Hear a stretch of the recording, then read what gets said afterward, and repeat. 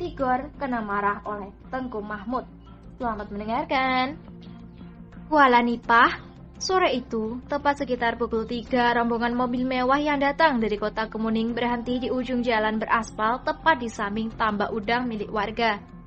Karena untuk menuju ke rumah Tengku Mahmud jalannya sempit dan tidak beraspal, maka para pengendara memilih untuk melanjutkan perjalanan hanya dengan berjalan kaki saja. Sampai di depan rumah Tiara, mereka semua berdiri di halaman. Hal ini membuat Ibu Tiara ketakutan setengah mati. Sejak tadi warga desa sudah gempar dengan ratusan mobil mewah yang masuk ke kampung mereka, di mana hal itu sangat jarang sekali. Itulah yang membuat Ibu Tiara ketakutan. Dalam hati dia mulai mengatakan kalau Jo dan putrinya sudah membuat masalah di kota Kemuning, dan mereka datang untuk meminta ganti rugi atas masalah yang mereka timbulkan. Dengan langkah tergopoh-gopoh, sang ibu pun keluar dari dalam rumah dan tampak ketakutan melihat barisan para lelaki bertubuh kekar itu. Namun, perlahan wajahnya mulai tampak tidak memucat lagi ketika dari belakang tampak Jo menggandeng seorang gadis remaja yang tampak dengan gaya berbeda dan sangat anggun. "Ibu," sapa gadis itu begitu tiba di hadapan wanita setengah bayi itu. "Kau sudah kembali, Nak? Bagaimana di sana? Apakah menyenangkan?" tanya sang ibu kepada putrinya. "Bibi, ini Tiara saya antar sampai ke rumah ya. Ibu silahkan diperiksa, tidak kurang satu apapun," kata Jo. Anak ini memang sangat sesuka hatinya saja dalam berbicara. Hal ini membuat Tiara segera memelototkan matanya ke arah Jo. "Kau pikir aku apaan harus diperiksa?" tanya Tiara. "Hehehe, maafkan aku ibu, tapi sesuai dengan janjiku kepada Paman Madun, Tiara kembali dalam keadaan selamat tanpa tergores sedikit pun," kata Jo sambil garuk-garuk kepala. "Ya sudah, lalu apa arti dari semua ini?" tanya sang ibu yang heran melihat ada ratusan lelaki bertubuh kekar yang berdiri di belakang Jo dan Tiara. "Sulit untuk menjelaskan secara singkat, Bu. Tapi yang jelas, mereka itu adalah anak buah Paman Tigor. Mereka ingin mengunjungi kakek Mahaguru, tapi singgah sebentar sekalian untuk mengantarku sampai di depan pintu," jawab Tiara. Hal yang sama juga terjadi di depan rumah Lestari di kampung Indra Sakti tadi. Kedua orang tua gadis itu nyaris saja terkencing-kencing di celana karena merasa terintimidasi oleh kedatangan ramai sekali orang-orang berbadan besar. Setelah Tiara dan Jo menjelaskan, barulah mereka merasa takjub sekaligus merasa bangga karena putri mereka diantar dengan rombongan yang lumayan ramai, seolah-olah anak gadisnya bak seorang putri raja. Setidaknya, itulah yang ada dalam pikiran kedua orang tua Lestari tadi.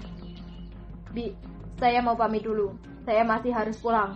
Takut nanti kakek Tengku Mahmud saya marah jika terlambat." Lalu Jo melambaikan tangannya dan tampak 4 orang lelaki berbadan tegap menghampiri dengan membawa bungkusan. "Ini oleh-oleh dari Kemuning. Semoga Bibi berkenan menerimanya," kata Jo. "Oh iya, terima kasih ya," jawab wanita ibunya Tiara itu. Wanita itu tampak tergagap karena masih belum bisa mencerna semua ini. Harapannya adalah nanti Tiara akan menceritakan semuanya kepada dirinya apa maksud dari semua ini. "Saya pamit pulang dulu, Bi," kata Jo sambil memberi hormat lalu berbalik badan dan melangkah diikuti oleh puluhan lelaki berbadan tegap tadi. Kini dengan didampingi oleh Tigor, Andra, Jabat, Monang, Rio, Namora, dan ramai lagi, Jo pun berbelok ke kanan menuju rumah berbentuk panggung dengan dinding terbuat dari anyaman bambu itu. "Hati-hati, guruku itu orang aneh, lindungi diri kalian," kata Jo memperingatkan. Benar saja, belum lagi hilang suara peringatannya, kini dari dalam rumah melesat 3 butir kulit kerang samling menyusul ke arah Tigor, Namora, dan Jo. "Awas!" seru Tigor memperingatkan, membanting diri ke samping berpasir. Hal serupa juga dilakukan oleh Namora dan hanya Jo saja yang menangkap lesatan kulit kerang itu dengan jepitan antara jari tengah dan jari telunjuknya.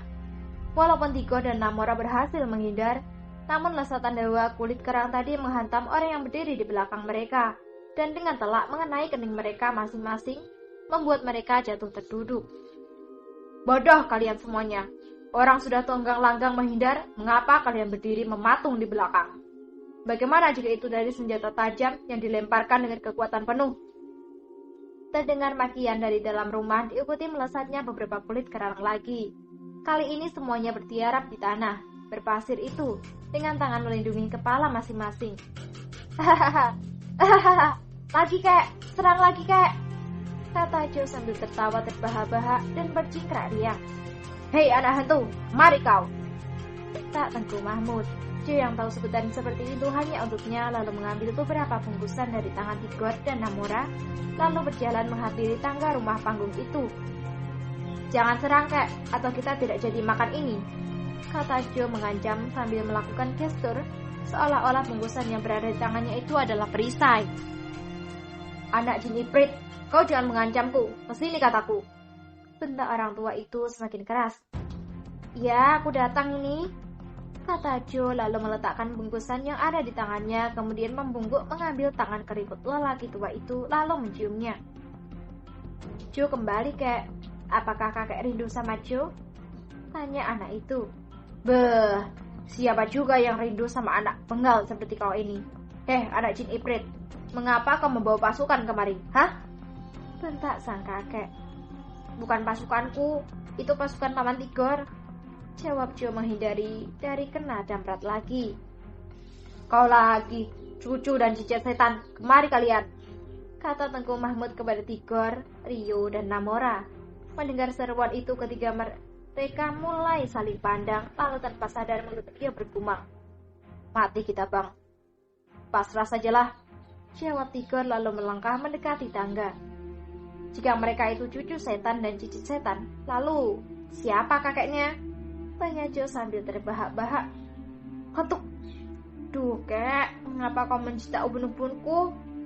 Tanya Jo sambil mengusap-usap kepalanya. Itu hukuman untuk anak usil sepertimu, jawab Tengku Mahmud sambil melotot.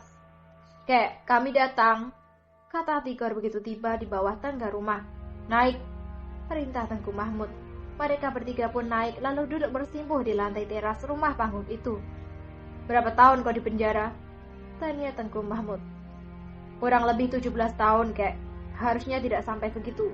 Tapi aku telah mematahkan tangan dan kaki beberapa tahanan.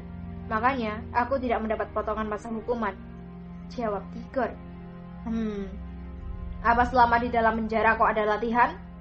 Tanya lelaki tua itu. Apa? Kau tidak latihan kan? Aku dengar tadi bunyi gaya jatuhmu seperti karung padi. Bentak Tengku Mahmud membuat Tigor hanya mampu tertunduk menatap lantai rumah yang terbuat dari belahan batang nipung itu. Kau harus latihan lagi. Firasatku mengatakan bahwa kali ini lawanmu bukan calang-calang lawang. Jika kau mengira dengan runtuhnya geng tengkorak dan geng kucing hitam kau sudah aman, kau salah besar. Kecuali kau keluar dari organisasi Dragon Empire, kata Tengku Mahmud. Arti kata bukan jalan-jalang itu dapat diartikan sama dengan bukan kaleng-kaleng. Tidak mungkin saya keluar dari organisasi Dragon Empire, kakek. Mereka sudah terlalu banyak membantu tanpa sedikit pun mengharapkan imbalan. Rasanya nyawaku ini terlalu murah sebagai imbalan, jawab Tigor. Makanya itu, kalau kau tidak ingin keluar dari organisasi itu, berarti musuh mereka adalah musuhmu, dan lawan mereka adalah lawanmu. Aku ingin bertanya, apa modalmu untuk membantu mereka? Usiamu sudah semakin tua, pergerakanmu semakin lambat. Lalu, apa modalmu, Gor? Bentak Tengku Mahmud. Aku mengaku salah, kek. Mengaku salah saja tidak cukup. Sama sekali tidak bisa mengubah apapun. Orang yang hanya mengatakan penyesalan tanpa adanya tindakan untuk memperbaiki diri, sama saja dengan tong kosong. Hanya suara saja yang nyaring, namun isinya kosong. Kau sama seperti dengan tong kosong. Bentak lelaki tua itu. Lalu kek, apa yang harus aku lakukan? Aku beri waktu selama 4 bulan untuk melepas rindu dan menata kembali pekerjaanmu yang menumpuk. Setelah itu, datang kemari. Kau harus berlatih kembali. Semakin cepat akan semakin baik. Hanya ada Jo yang mewarisi seluruh ilmuku. Kelak, jika aku mati, apa yang akan aku katakan kepada Parulian jika cucu kandungnya tidak mendapat bimbingan dariku? Selagi aku masih bernyawa, datang dan belajarlah. Tapi itu kembali lagi kepadamu. Kelak, jangan menyesal, kata Tengku Mahmud. Parulian adalah kakek kandung Tigor dan Rio, ayah dari Kapten Bonar, sedangkan Kapten Boner adalah ayah kandung Tigor dan Rio. Mendengar hal ini, hal yang paling ditakutkan oleh Tigor dan putranya Namora pun akhirnya terjadi juga, bahwa mereka akan digembleng oleh orang tua aneh dan terkesan angin-anginan itu. Saya akan datang, Kek. Cicitmu ini juga akan ikut belajar. Tapi, mungkin setahun lagi, menunggu dia tamat sekolah menengah tingkat atas, kata Tigor. Baiklah. Kau anak jin ibrit, apa itu yang ada di dalam bungkusan itu? Tanya Tengku Mahmud kepada Joe. Ini Kek, makanan enak.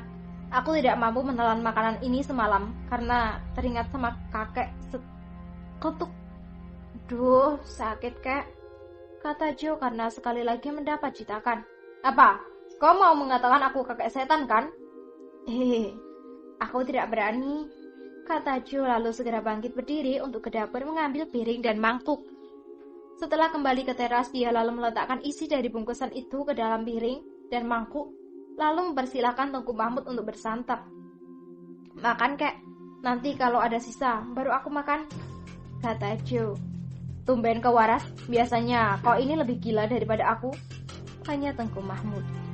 Aku gila karena mendapatkan guru yang waras, lepas dari mulut naga, masuk ke mulut dinosaurus, jawab Joe merujuk kepada kakek Malik dan Tengku Mahmud yang keduanya memang sama-sama gila. Kusumbat mulutmu dengan daging ini ya, kata Tengku Mahmud sambil mengancam. Tengku Mahmud dengan ditemani oleh Tigor dan Rio pun akhirnya makan bersama.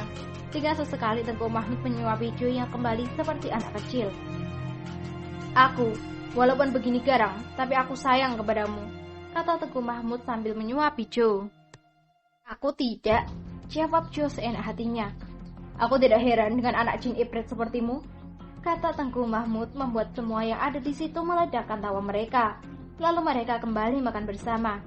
Dengan begini, barulah Joe bisa menikmati makanan enak itu, karena semalam dia sama sekali tidak bisa melupakan Tengku Mahmud di rumah. Entah makan apa karena khawatir. Halo semuanya.